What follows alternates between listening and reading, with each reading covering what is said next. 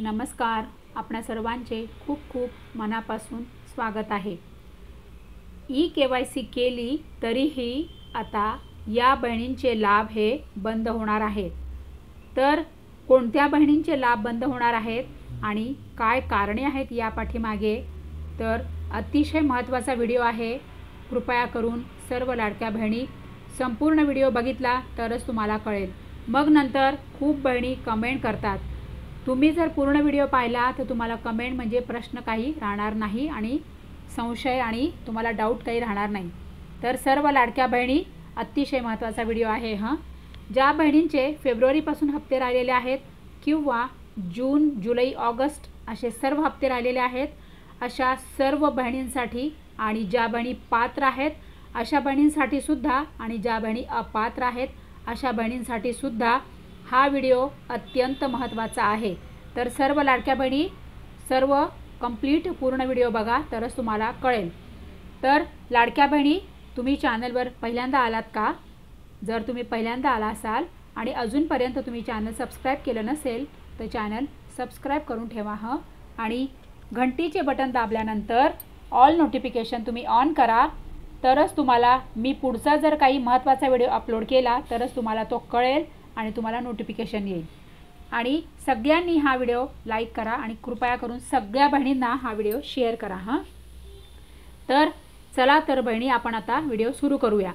बघा, आता ई-KYC ही सुरू झालेली आहे आणि ई-KYC करत असताना तुम्हाला आता काय सांगितलेलं आहे सरकारने, की तुम्हाला तुमच्या पतीचा किंवा तुमच्या वडिलांचा आधार नंबर हा तुम्हाला विचारलेला आहे आणि तुम्हाला पतीचा किंवा वडिलांचा आधार नंबर तिथे द्यायचा आहे. तर या पाठीमागे काय कारण आहे, तर सरकार हे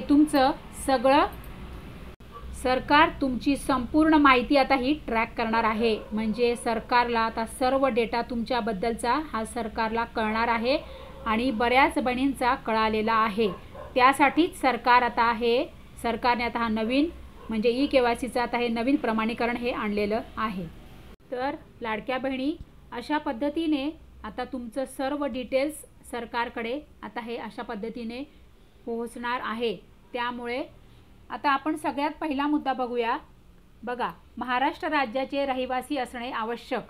आता समजा एखादी लाडकी बहीण म्हणजे जी 21 वर्षाखालील मुलगी असेल जेव्हा योजना आली तेव्हा, आणि आता जर तिचा विवाह होऊन ती महाराष्ट्र राज्य सोडून इतर राज्यात गेली असेल तर आता अशा बहिणीचा लाभ हा बंद होणार आहे.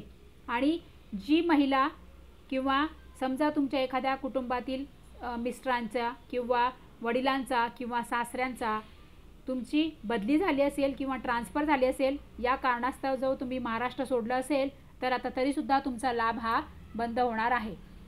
दुसरा मुद्दा काय आहे, राज्यातील विवाहित, विधवा, घटस्फोटित, परित्यक्त्या आणि निराधार महिला तसेच कुटुंबातील केवळ एक विवाहित महिला अशा पद्धतीने जर तुम्ही याच्यापेक्षा बाह्य म्हणजे नियमबाह्य जर तुम्ही असाल तरीसुद्धा आता तुमचा लाभ बंद होईल.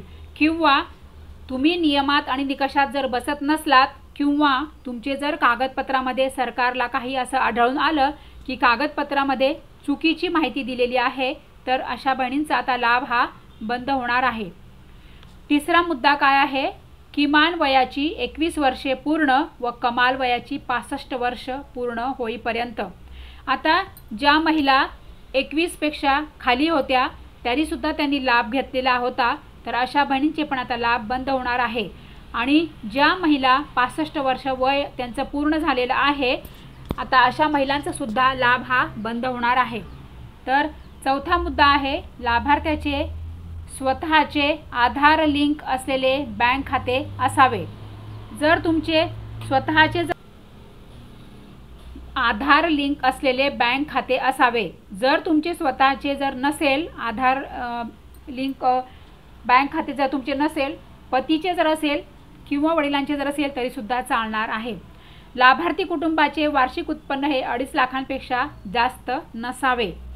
तर अशा पद्धतीने हे सर्व हे निकष आहेत आणि जर तुम्ही या निकषांमध्ये जर तुम्ही बसत नसाल तरीसुद्धा तुमचे लाभ आता बंद होणार आहे.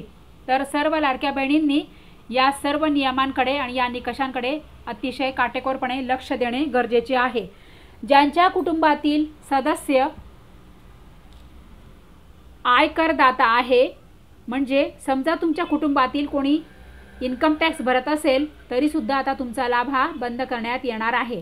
ज्यांच्या कुटुंबातील सदस्य नियमित कायम कर्मचारी म्हणून सरकारी विभाग किंवा उपक्रम मंडळ, भारत सरकार, राज्य सरकारच्या स्थानिक संस्थेमध्ये कार्यरत आहेत किंवा सेवानिवृत्तीच्या निवृत्ती वेतन घेत आहेत, तथापि 2.5 लाखांपर्यंत उत्पन्न असलेले बाह्य यंत्रणाद्वारे कार्यरत आहेत, अशा स्वयंसेवी कामगार आणि कंत्राटी कर्मचारी पात्र ठरतील. बघा, अतिशय महत्त्वाचं आहे. यामध्ये बघा काय आहे. नंतर चौथा मुद्दा आहे, सदर लाभार्थी महिला शासनाच्या इतर विभागामार्फत राबविण्यात येणाऱ्या आर्थिक योजनेद्वारे दरमहा 1500 रुपये किंवा त्यापेक्षा जास्त रकमेचा लाभ घेत असेल तर बघा, आता अशा पद्धतीने जर तुम्ही दुसऱ्या योजनांचा पण लाभ घेत असाल तरीसुद्धा तुमचा लाभ हा बंद होणार आहे. ज्यांच्या कुटुंबातील सदस्य विद्यमान किंवा माजी खासदार, आमदार आहेत अशांचा सुद्धा आता लाभ बंद होणार आहे. ज्यांच्या कुटुंबातील सदस्य भारत सरकार किंवा राज्य सरकारच्या बोर्ड, कॉर्पोरेशन, उपक्रमाचे अध्यक्ष किंवा उपाध्यक्ष आहेत तर अशा कुटुंबातील महिलेचे सुद्धा आता लाभ हा बंद होणार आहे.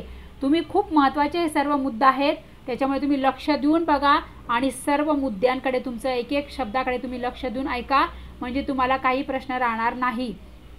जो तिसरा मुद्दा आहे तो खूप महत्त्वाचा आहे, तो तुम्ही तो लक्ष देऊन बघा सर्व ताई. हवं तर मी पुन्हा वाचतो मुद्दा. ज्यांच्या कुटुंबातील सदस्य नियमित कायम कर्मचारी म्हणून सरकारी विभाग, उपक्रम मंडळ, भारत सरकार किंवा राज्य सरकारच्या स्थानिक संस्थेमध्ये कार्यरत आहेत किंवा सेवानिवृत्तीनंतर निवृत्ती वेतन घेत आहेत, तथापि 2.5 लाखांपर्यंत असलेले बाह्य यंत्रणाद्वारे 2.5 लाखांपर्यंत उत्पन्न असलेले बाह्य यंत्रणाद्वारे कार्यरत असलेले कर्मचारी किंवा स्वयंसेवी कामगार आणि कंत्राटी कर्मचारी पात्र ठरतील का? तर नाही. अशा पद्धतीने तुम्ही सरकारी ठिकाणी, सरकारी विभागात जर कार्यरत असाल तरीसुद्धा तुमच्या कुटुंबातील महिलेला आता लाभ यापुढे मिळणार नाही. तर सर्व ताई, खूप महत्त्वाचे मुद्दे तुम्ही लक्षात घ्या. 5वा मुद्दा आपण आत्ताच वाचला. ज्यांच्या कुटुंबातील सदस्य विद्यमान किंवा माजी खासदार किंवा आमदार आहे तरीसुद्धा आता अशा कुटुंबातील महिलांना हा लाभ मिळणार नाही. या सगळ्या गोष्टींची सर्व बहिणींनी, सर्व महिलांनी कृपया करून नोंद घ्यावी. ज्यांच्या कुटुंबातील सदस्य भारत सरकार किंवा राज्य सरकारच्या बोर्ड, कॉर्पोरेशन, उपक्रमाचे अध्यक्ष, उपाध्यक्ष, संचालक, सदस्य आहेत, आता अशा कुटुंबातील महिलांना सुद्धा लाडकी बहीण योजनेचा हा लाभ मिळणार नाही. नंतर 7वा मुद्दा आहे, ज्यांच्याकडे 4 चाकी वाहन, ट्रॅक्टर वगळून त्यांच्या कुटुंबातील सदस्यांच्या नावावर नोंदणीकृत आहे, आता अशा महिलांना सुद्धा लाडकी बहीण योजनेचा लाभ मिळणार नाही. म्हणजे तुमच्याकडे जर 4 चाकी आहे, ट्रॅक्टर जर तुमच्याकडे आहे तर चालेल, परंतु 4 चाकी म्हणजे जर तुमच्याकडे 4 व्हीलर म्हणजे कार जर आहे तरीसुद्धा तुम्हाला आता लाडकी बहीण योजनेचा लाभ होणार नाही. तर सर्व लाडक्या बहिणी, जे पहिलेपासूनचे जे नियम आणि निकष आहेत तेच आहेत, फक्त तुम्ही पुन्हा नीट समजून घ्या. लाडक्या बहिणी, तुमच्या कुटुंबामध्ये कोणीही जर टॅक्स भरत असेल तर तुम्हाला यापुढे लाभ मिळणार नाही. तुमच्या कुटुंबात कोणी सरकारी विभागात काम करत असेल तर तुम्हाला लाभ मिळणार नाही. तुम्ही आता 21 ते 65 वयामध्ये जर तुम्ही बसत नसाल तर तुम्हाला लाभ मिळणार नाही. आणि त्याहूनही महत्त्वाचं, जर तुम्ही महाराष्ट्र सोडून जर तुम्ही बाहेरच्या राज्यात गेला असाल तर तुम्हाला लाभ मिळणार नाही. अशा पद्धतीने सर्व हे तुम्ही लक्षात घ्या. सर्व महत्त्वाचे पॉईंट्स आपण या व्हिडिओमध्ये कव्हर केलेले आहेत. लाडक्या बहिणी, तरीही तुम्हाला जर काही प्रश्न असेल तर तुम्ही कमेंट करा, म्हणजे आपण त्यावर लगेच व्हिडिओ घेऊन येऊ.